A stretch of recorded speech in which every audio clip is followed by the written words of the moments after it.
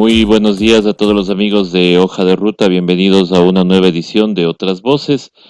Hoy, 23 de abril del 2020, como ya le comentaba con nuestro querido invitado, extra micrófonos, bueno, hay cosas con las que uno se levanta en el día y le sorprende más que todo eh, cómo es la gente, ¿no? Cómo está comportándose la gente en esta cuarentena. A veces dejamos de ser solidarios y nos preocupamos por otras cosas, como pasear el perro, por ejemplo, ¿no? Cosas como esas, que no tienen nada que ver con la acción que puede hacer un grupo muy, muy humanitaria de entregar justamente ayuda y no puede ser que haya gente que se queje de eso.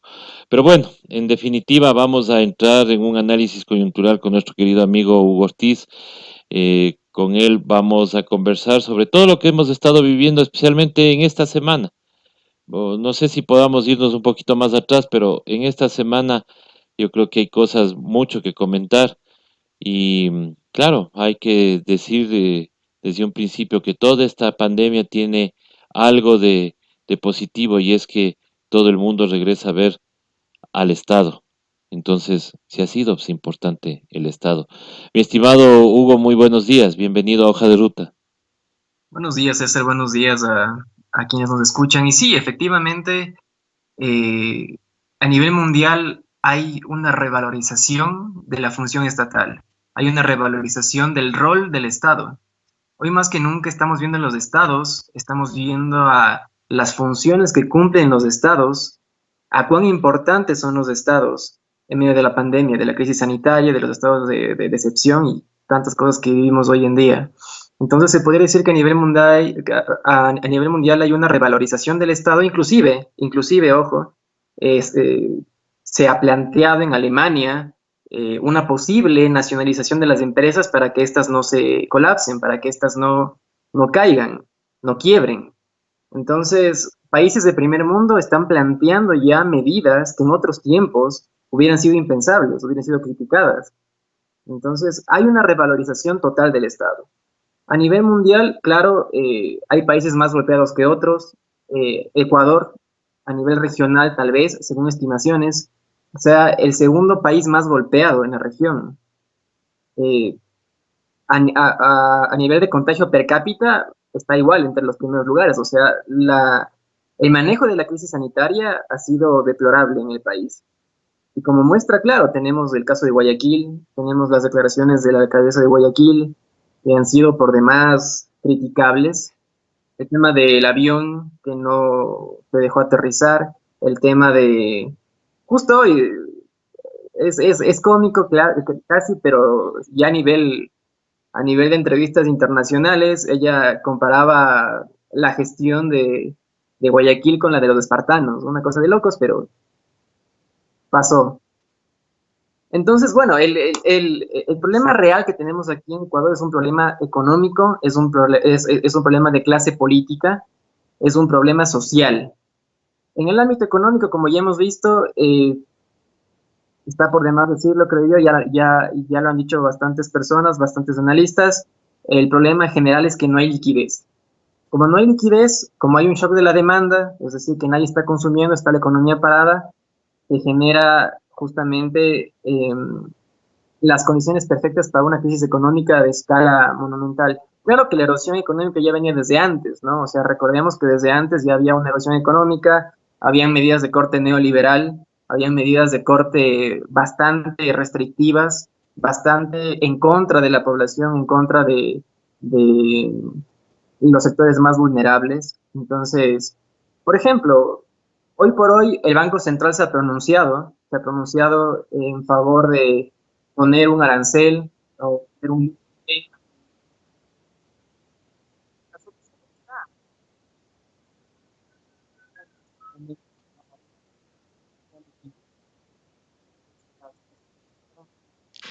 Parece que tenemos un problemita de sonido contigo en esta última parte, mi estimado Huguito.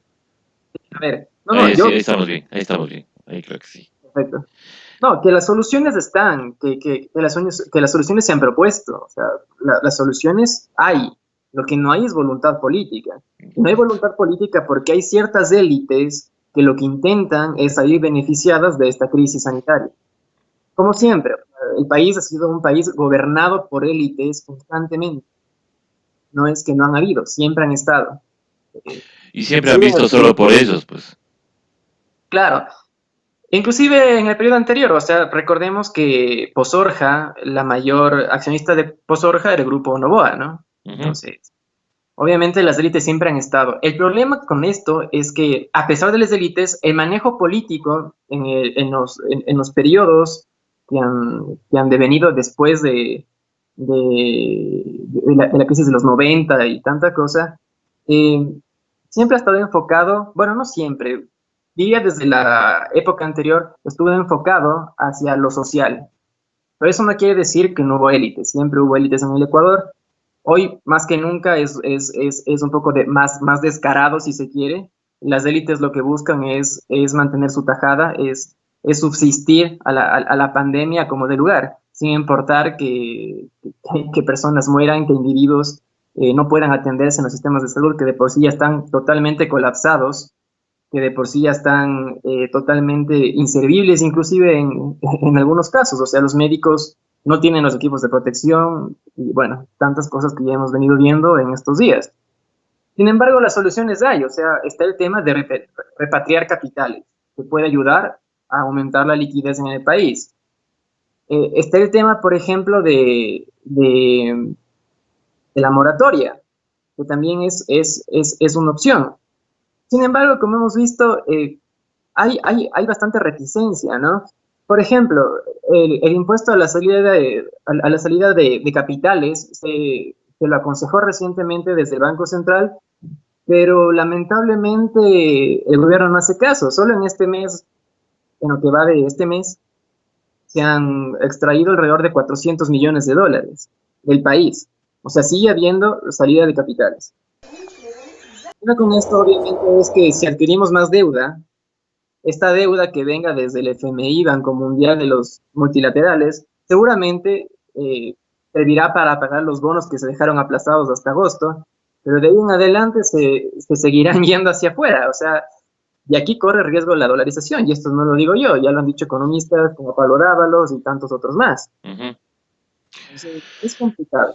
En el ámbito político hay otro problema coyuntural, y lo hemos visto recientemente, que es el tema de la muerte cruzada.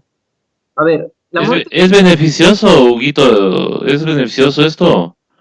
Yo diría que es beneficioso para el gobierno. ¿Por qué? Si lo analizamos en temas de recursos de poder, que más o menos son los recursos que tienen los gobiernos para poder gobernar, valga la redundancia, los recursos de poder del gobierno central hoy por hoy están muy debilitados. Algunos medios de comunicación que eran muy oficialistas están empezando ya a plantar una postura adversa al oficialismo. Viendo, por ejemplo, el más oficialista que es la Posta, en ocasiones ha planteado posturas un poco adversas al oficialismo.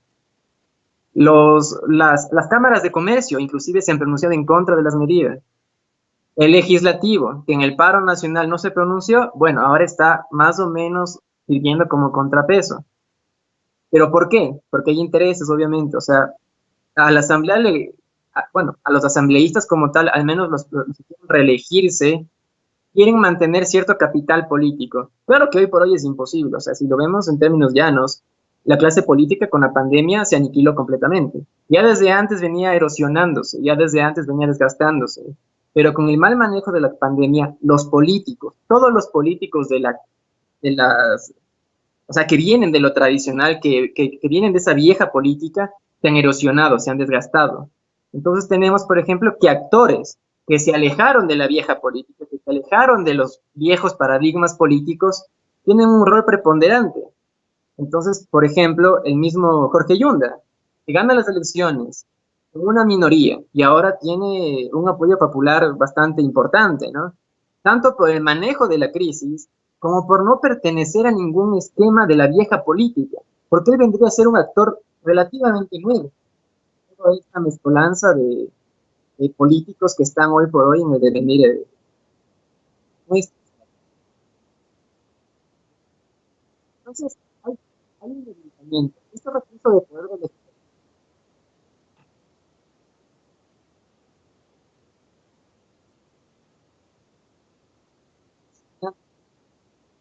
Moreno ya no cuenta a ciencias con el legislativo, y por eso que María Romo habla de muerte cruzada. Ahora, me gustaría empezar por una breve síntesis de qué es un estado de excepción. En un Claro. estado de excepción hay un exceso de soberanía, es decir, que hay un exceso de poder del soberano. Acá no quiero que entendamos la soberanía como se lo entiende normalmente, sino en su sentido. Hay un exceso de poder del soberano, el soberano puede hacer como le conviene.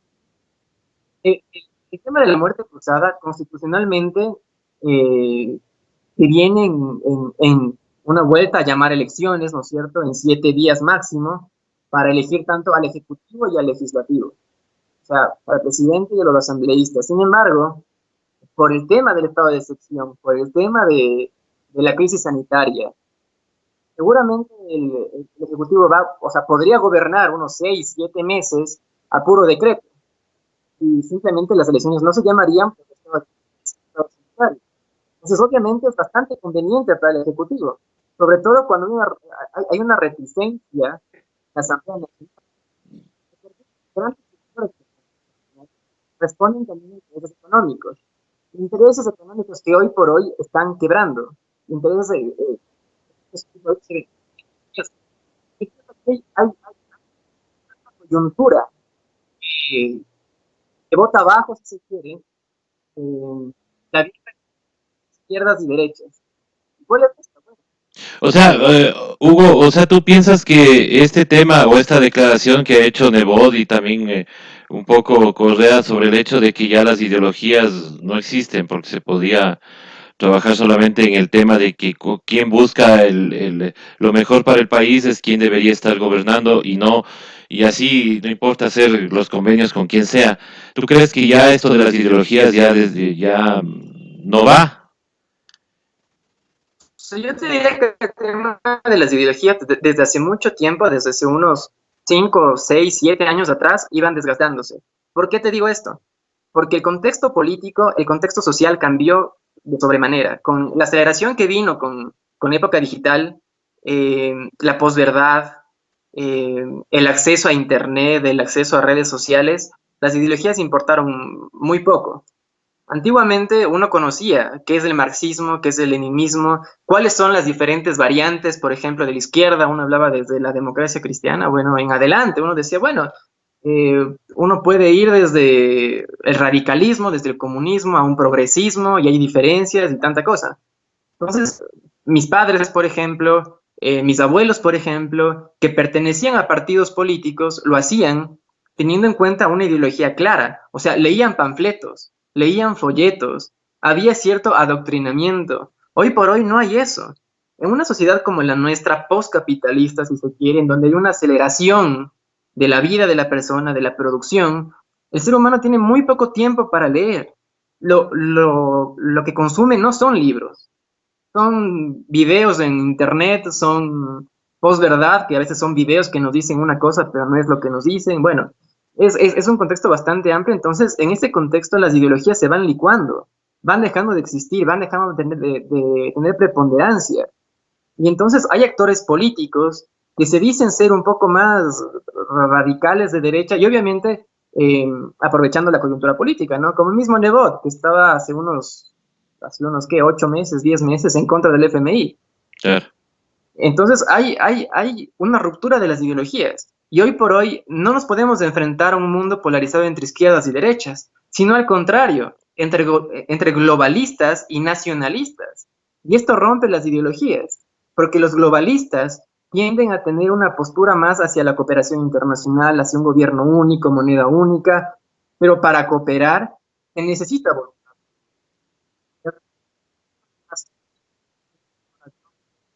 Un paréntesis, ¿no? Planteamos el concepto de nacionalismo. El nacionalismo no tiene que ver con la pluralidad de la raza. Aquí el nacionalismo tiene que ver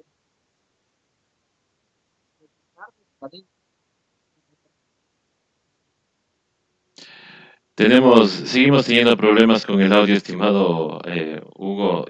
Parece que hay ratos en que te están o nos están cortando porque no creo que sea el internet, ya que te vemos bien y todo está viniendo, sino que el audio parece que se está bajando. Te pido por favor, y mil disculpas, que nos puedas por favor recapitular nuevamente lo último que estabas diciendo. Claro, a ver, yo lo que decía es que hay un cambio de postura. Ahora la disputa no se da tanto entre globalismo, perdón, entre izquierdas y derechas, sino que se cambia al globalismo y al nacionalismo.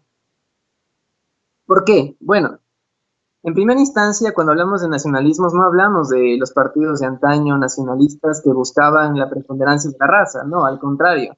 Hablamos de países tipo Estados Unidos, que hoy lo vemos, que cierra sus fronteras, y firma políticas antimigrantes, por ejemplo, que cierra sus fronteras e intenta dar más apertura a lo nacional, a las empresas nacionales.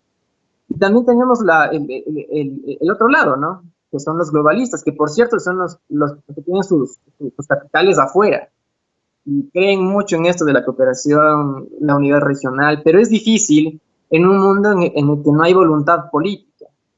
Entonces creo que el mundo está apuntando hacia eso, hacia ese lado. Las izquierdas y derechas están casi desapareciendo ante esto.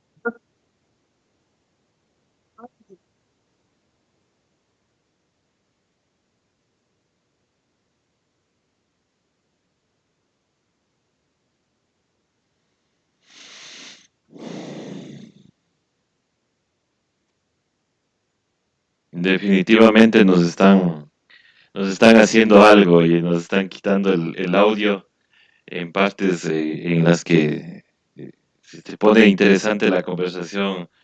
Hugo, Me no parece, sé, sí, ¿no? sí. Ahí, por ejemplo, ya estamos recuperando nuevamente. Te escucho. Es como que pasaran buses o carros o algo, es extraño. Sí, sí, es súper extraño que estén. Bueno, no, no es extraño porque ya sabemos que cuando hay conversaciones así medio incómodas en las entrevistas suele haber alguien, algún agencioso que suele estar por ahí molestando. Claro. Bueno, no, a ver, volviendo al tema, la clase política está aniquilándose. La clase política como tal ya no tiene réditos electorales, si se quiere. Los pocos que tienen réditos electorales son aquellos que se alejaron de la política tradicional. Entonces teníamos, por ejemplo, un Otto que está haciendo campaña, que trajo a su asesor de, bueno, en el avión presidencial, por ejemplo. Tienen dinero para eso, pero no para poner en salud.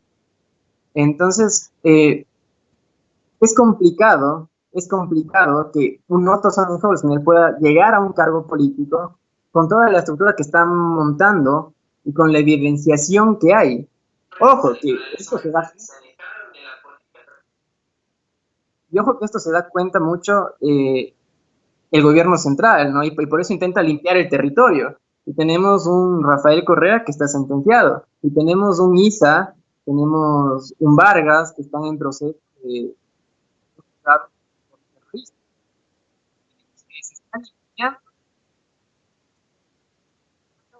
la arena política para que Otto pueda despuntar. Pero dependerá mucho de Otto si puede deslindarse de Moreno, del morenismo, de AP, de María Paula Romo, de todo lo que está sucediendo ahora, o sea, de los actores políticos que hoy por hoy están al frente. Entonces, justo ayer yo le preguntaba a Pablo Dávalos, porque él hablaba justamente sobre hay que sacar candidatos. Pero bueno, sí, creo que tenemos candidatos desde los sectores más pro Estado, pro sociedad, y las facciones que están por ahí dando vueltas están peleadas entre sí. Es interesante porque su respuesta, primero me dijo, es que el correísmo, yo nunca hablé de correísmo, pero me lo dijo.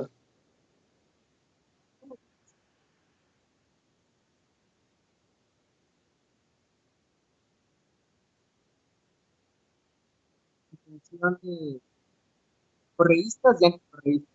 O sea, el mundo está disputado, entonces no podemos ver más allá.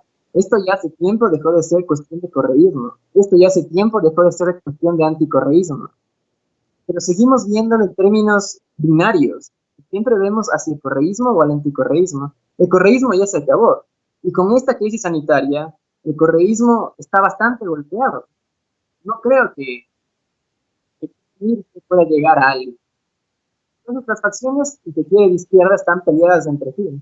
No pueden unirse, no pueden llegar a coalicionarse, justamente porque hay esta.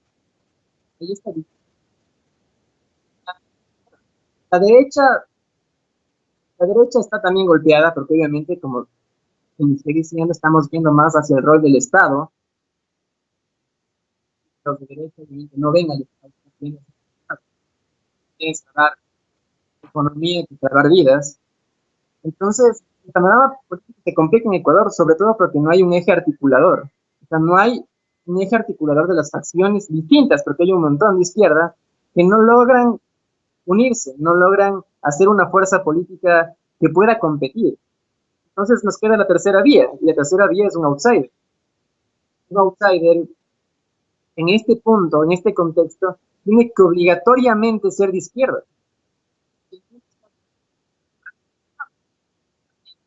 Hacia la, o sea, la economía,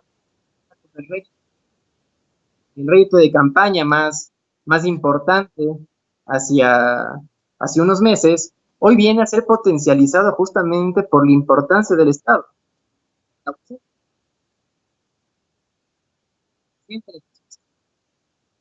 Podría ser un articulador.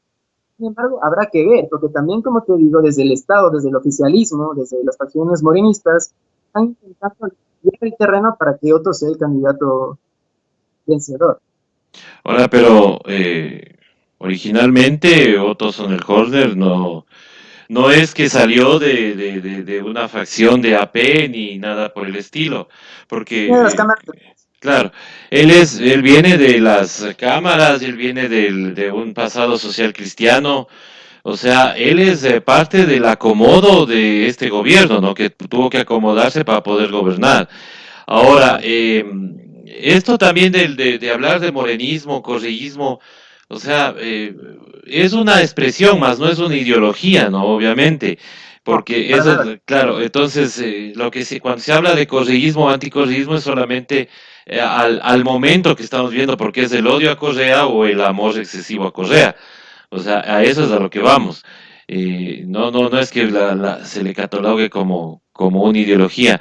Ahora, sí, o sea, las personas que siguen esta corriente, o era la corriente de la Revolución Ciudadana, que quedó en el lado de que está Correa, pues obviamente ellos también deberían buscar alianzas, porque solos no creo que les alcance en estos momentos. O sea, ahora, en estos instantes yo creo que es el momento de unirse, creo yo, ¿no? Con otras, con otras, con otras personas que piensen inclusive hasta distinto a la Revolución Ciudadana, pero que tengan cosas mínimas y que no hayan pasado esas líneas rojas, como por ejemplo gente de AP, yo pienso que ya no podrían hacerse los arrepentidos en este momento, yo creo que es demasiado tarde, ¿no? Claro, es complicado. ¿Por qué? Porque al fin de cuentas, las mismas facciones de izquierda no tienen esa voluntad de unirse. Justo ayer Pablo Dávalos decía es que no es una opción unirse con el correísmo. Bueno, pero es que el correísmo, a fin de cuentas, no es una ideología marcada, no es, ni siquiera es un partido orgánico. O sea, a fin de cuentas, el correísmo es un movimiento. No es que es algo orgánico que está por aquí, no está. Entonces, el problema va a ser el eje articulador, o sea, cómo logramos articular a la izquierda, más allá de correísmos, más allá de anticorreísmos, o sea, y eso quiero que quede muy claro, o sea, ver el mundo en términos binarios, correísmo y anticorreísmo, lo que hace más es abrir la grieta que nos separa, no nos deja cooperar. La opción fue aliar que solo el correísmo compita. ¿No? Aquí la opción es ver más allá del correísmo y buscar otras alternativas, otras salidas en las cuales todos en conjunto podamos presentar cuadros o podamos presentar propuestas para ir a las elecciones del 2021. Sin embargo, eso no hay. No existe el eje articulador y por eso yo hablaba de un outsider.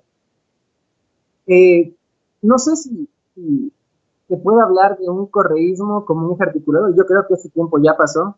El correísmo no puede articular, el correísmo no tiene propuestas, el correísmo está perdido. básicamente. No hay política, ¿no? Y no solo en el correísmo, sino también en las demás facciones políticas. O sea, no hay una línea fija por la que seguir, porque no hay coalición, porque no sé, o sea, no saben a dónde ir. Y también ese es un problema. O partidos políticos de izquierda en el país casi no hay. O sea, los socialistas, por ejemplo, si me dicen que es de izquierda, les digo es una mentira. Claro. Una facción de izquierda. Ah, Entonces, es muy difícil cohesionar a las facciones cuando cada facción tiene su interés particular. claro, y en el caso que tú mencionas, los socialistas han sido, como dicen, la mano izquierda de la derecha, pues siempre ellos han estado más hallados a los temas de derecha que a la misma izquierda. Sin embargo, pues ellos son quienes suelen ubicarse o suelen eh, a tratar de ubicarse en todos los gobiernos, ¿no? Siempre va a haber un Ayala Mora, un Patricio Zambrano, por ejemplo, un Víctor Granda, que están ahí, ¿no? Y si no es Víctor Granda, pues son sus hijos, en este caso es el uno que ruega que ya le acepten la renuncia cuando él debería ser destituido totalmente por todo lo que está pasando. Entonces, eso sería lo interesante, ¿no? Que acá la izquierda o la llamada izquierda conversen, se sienten y dejen de lado ciertas cosas que no nos llevan al momento. O sea, yo creo que ya el pasado como referencia nada más, pero hay un odio excesivo, por ejemplo, yo digo al expresidente, en donde todos dicen, ah, es que él me metió preso, es que él me juzgó, es que él... O sea, a ver, yo creo que sí hay cosas que son conversables, inclusive con el mismo Pablo Dávalos hemos debatido este tema.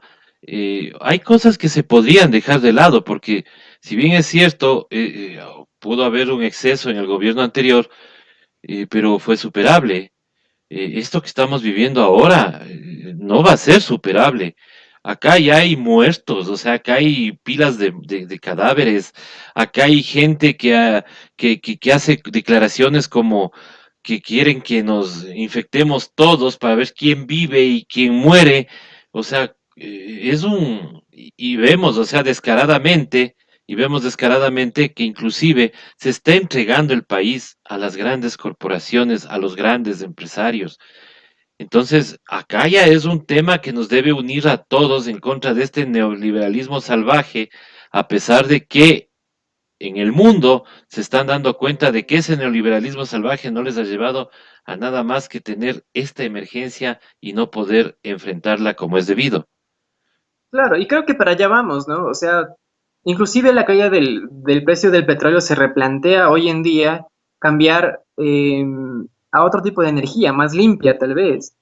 Es el momento justo para esto, pero aquí hay que tener mucho cuidado, ¿no? Porque, a ver, la forma más efectiva para mitigar, para detener un poco la pandemia es la sobrevigilancia. O sea, ¿qué hace China, por ejemplo? Tiene cámaras térmicas en todos lados. Por mensajes le informan a uno si estuvo en contacto con una persona infectada y le informan que tiene que hacer cuarentena, por ejemplo. Uno ni se entera que estuvo con una persona infectada, pero ya le informan a uno que tiene que estar en cuarentena. Entonces hay una hipervigilancia. La pandemia obviamente va a durar. Los expertos dicen que en el mejor de los casos de 12 a 16 meses tal vez. Entonces el tema va a durar bastante tiempo. Y aquí hay que tener cuidado. ¿Por qué? Porque inclusive se está especulando que China pueda ser el exportador. China como potencia mundial que está emergiendo de la pandemia porque tanto a nivel cultural, vemos que siempre los países asiáticos tienden a usar mascarilla, al distanciamiento social, siempre ha sido así. Entonces, están mejor preparados para afrontar una pandemia de este tipo, que requiere distanciamiento social, pero también están acostumbrados a entregar sus datos al Estado. O sea, tienen una mayor confianza en el Estado en entregar sus datos al Estado. Entonces, para ellos es fácil. Inclusive, como yo te comentaba hace algunos meses, tienen una aplicación que valora qué tan buen tipo de ciudadano eres. Y conforme a eso te dan empleos, te dan beneficios sociales y un montón de cosas más. Entonces, esa hipervigilancia puede ser exportable. Estamos viendo justamente que puede ser una posibilidad. Y una terrible, obviamente, porque los occidentales no estamos acostumbrados a tener una hipervigilancia. De hecho, estamos más acostumbrados a defender nuestra, si se quiere, nuestra individualidad, si se quiere, nuestra propiedad individual. Y no nos gusta que se intrometan en nuestro diario vivir, en si quiere, nuestra vida privada, ¿ya? Entonces, se especula sobre ese lado. Pero claro, también está el otro lado, que es el lado económico, sobre las criptomonedas. ¿Qué pasó con el dinero digital? Que hoy por hoy, o sea, en medio de la pandemia, sería bastante útil. Claro. El dinero digital hubiera posibilitado no tener las largas colas en los bancos, no tener las largas colas en los supermercados, no hacerlo por campañas virtuales. El mundo estaba apuntando hacia eso, o sea, hoy por hoy nos está obligando a adoptar nuevas tecnologías. Por ejemplo, ¿qué pasa con los negocios que son al aire libre? O sea, los conciertos, los cines. Bueno, están acoplándose a nuevas plataformas, en muchos de los casos digitales.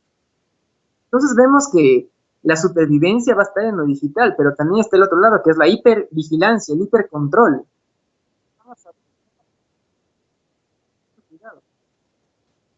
Y ya de por sí vivimos en un estado de excepción, ese sería un estado de excepción constante digitalizado. Entonces sería muy, muy, muy complicado.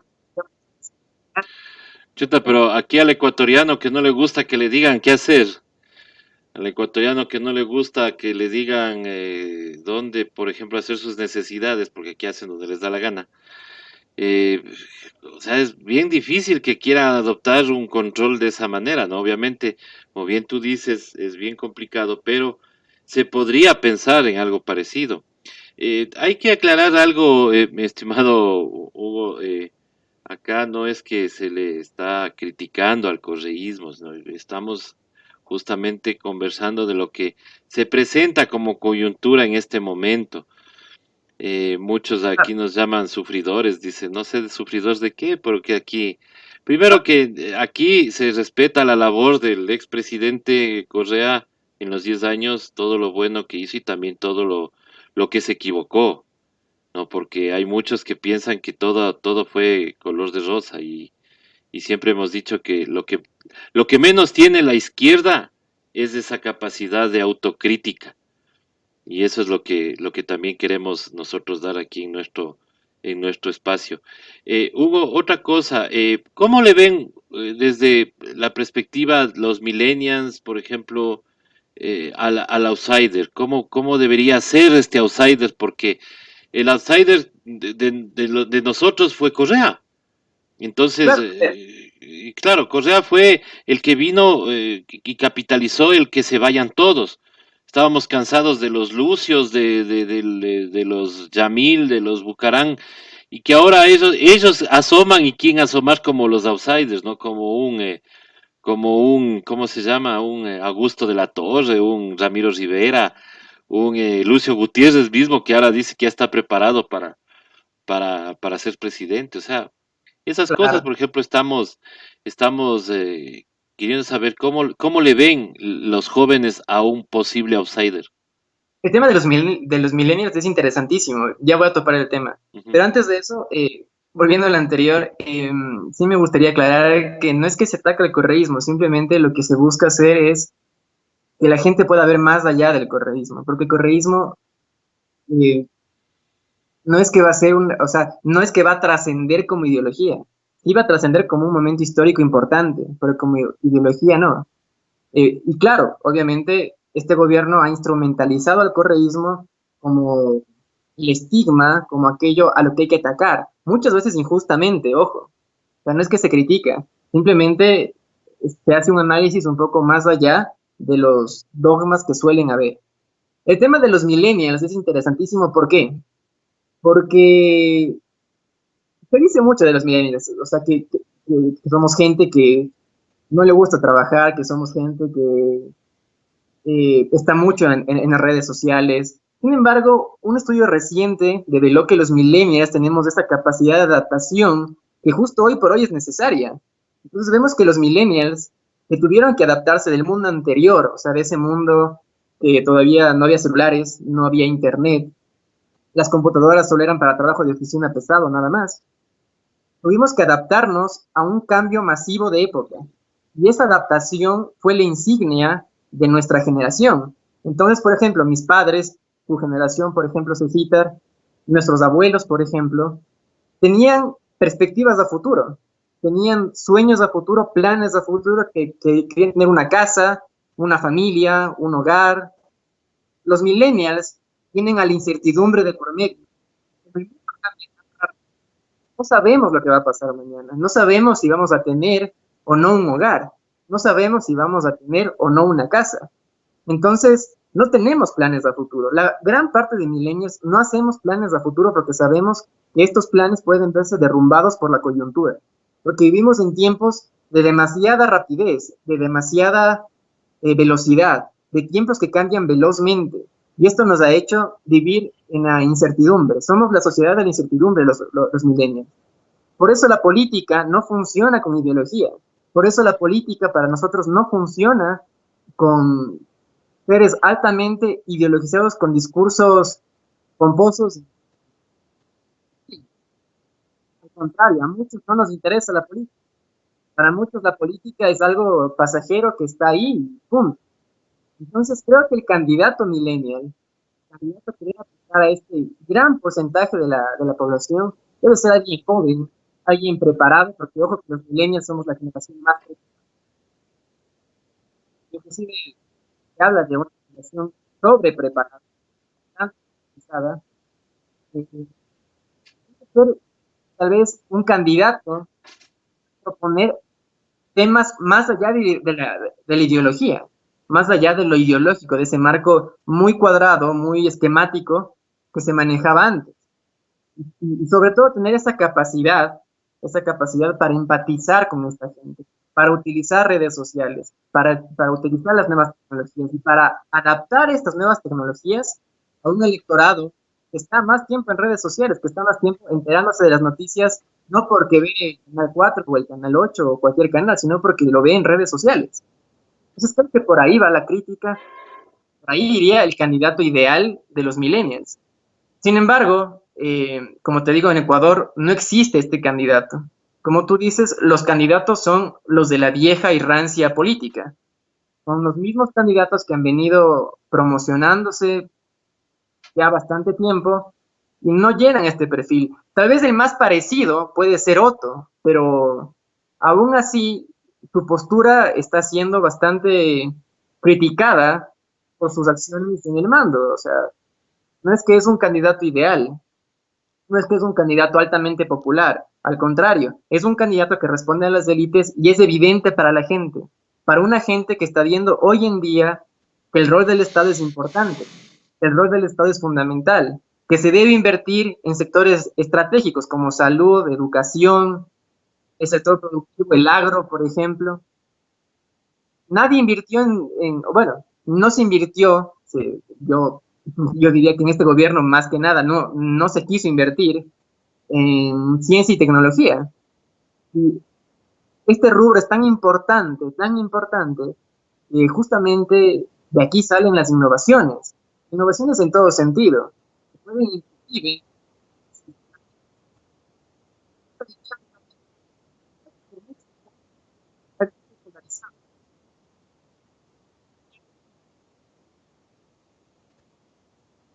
y creo que hace falta alguien que cierre la crisis.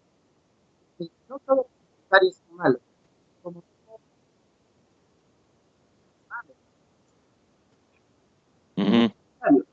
no es cierto. Creo que esta grieta está tan abierta que va a ser bien difícil de cerrar. Sin embargo, un candidato millennial que viene de fuera de los partidos políticos, que viene de fuera del sistema político, puede cerrarlo, porque puede plantear una postura un poco más conciliadora. Claro, debería ser así. Pero ahora tú dices el más cercano podría ser Otto, pero a ver, Otto, sí, viene de las élites, pero como tú bien decías, bien difícil que él pueda coger y decir, ¿saben qué? Tengo que separarme del morenismo, eso va a ser bien difícil. Y bueno, o sea, la idea es que ¿será que los partidos políticos están formando gente como para que haya este outsider o tendrá que salir alguien por ahí a hacer alguna cosa extraordinaria y que se plantee como el nuevo outsider?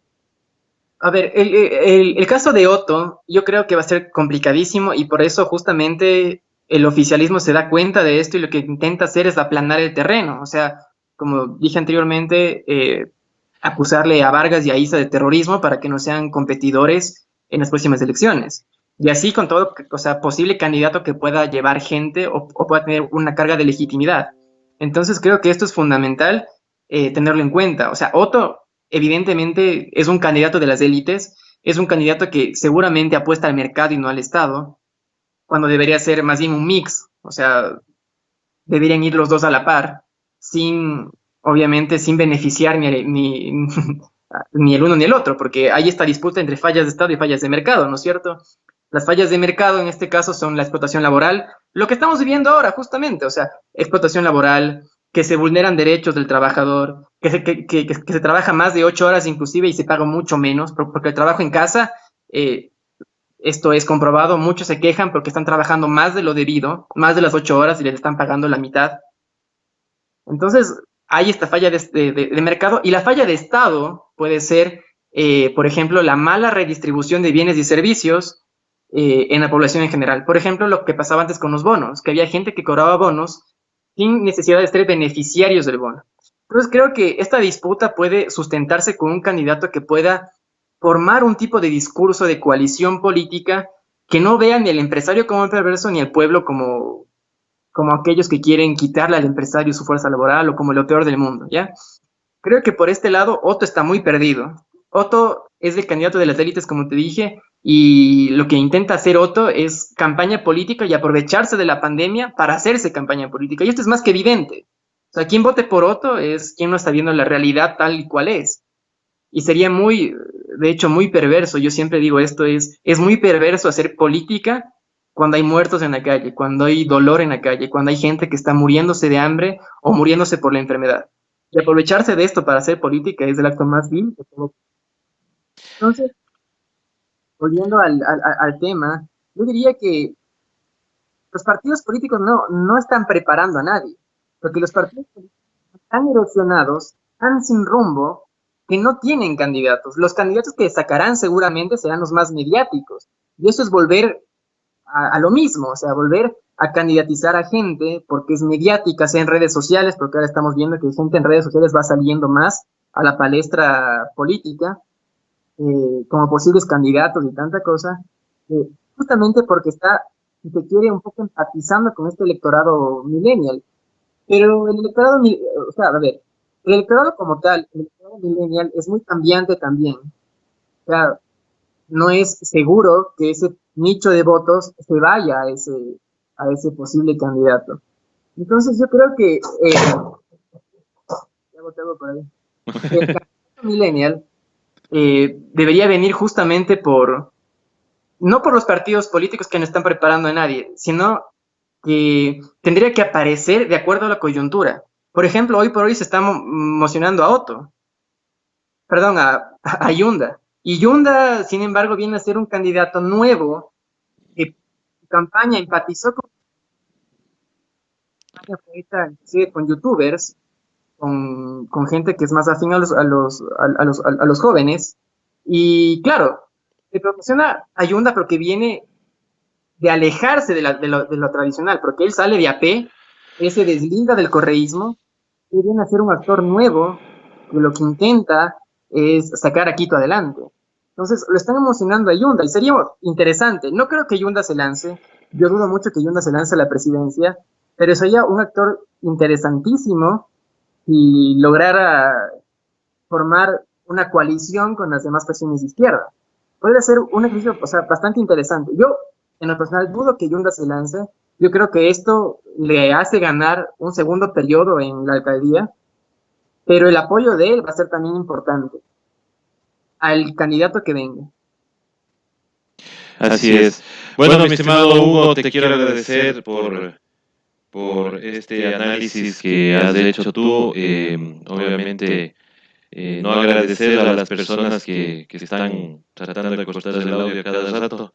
Hemos tratado de tratar de recuperar lo que más se puede de todas tus intervenciones. A pesar de todo eso, estamos entendiendo muy bien.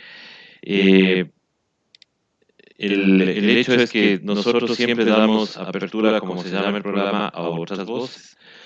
Y por eso siempre recurrimos a Hugo, que es un joven muy preparado en estos temas de política. Obviamente todos vamos aprendiendo, todos vamos conociendo otras cosas y asimismo pues vamos sacando nuestras propias conclusiones de los análisis que nos hacen nuestros invitados. Hugo, nuevamente muchísimas gracias y como siempre, esta es tu casa y en próximas oportunidades te tendremos acá. Muchas gracias.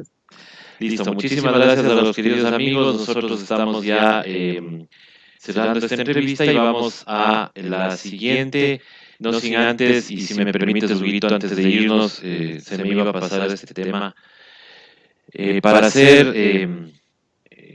estar en una emergencia como la que estamos, hay que tener un corazón de palo para dejar a la gente sin trabajo. Ayer, compañeros de Canal 1 fueron despedidos, algunos con 15 años de servicio, camarógrafos a los que conocimos en nuestras prácticas, camarógrafos a quienes conocimos, nos hicieron conocer del oficio, gente muy querida. No es mi familiar, pero la conozco por su trabajo en reportería, Adriana Bermeo. Ella también está afuera. Está Leonardo Balseca también afuera, dentro de los que conozco. Pero me parece el colmo que el Ministerio de Trabajo no haya hecho nada, a pesar de que desde diciembre del año anterior están desvinculando gente y ni siquiera les están pagando las liquidaciones, ni siquiera han estado aportando al seguro. Y entonces, ¿de qué solidaridad estamos hablando si estamos actuando de esta manera? Y es empresa privada, ¿no? Canal 1 es empresa privada. Entonces, cuando vengan y les digan que la empresa privada es la que genera empleo, ahí está el ejemplo. Y no voy a nombrar otras empresas que también han hecho lo mismo en esta emergencia. Al contrario, empresas pequeñitas mantienen a sus empleados. Empresas pequeñitas que no ganan mucho están manteniendo a sus empleados porque saben de la importancia de su fuerza laboral. Nuestra solidaridad con todos ellos, con todos nuestros compañeros, colegas, y no se preocupen que para eso tienen estos espacios, para denunciar todo lo que ustedes han tenido que callar, posiblemente por miedo, por mantener su puesto de trabajo. Eso nada más, mi estimado Hugo, muchísimas gracias nuevamente y gracias a todas las personas que se conectaron en esta mañana aquí en Hoja de Ruta Radio. Hasta mañana, hasta más luego, porque ya venimos con más entrevistas. Gracias, Hugo. ¿Listo?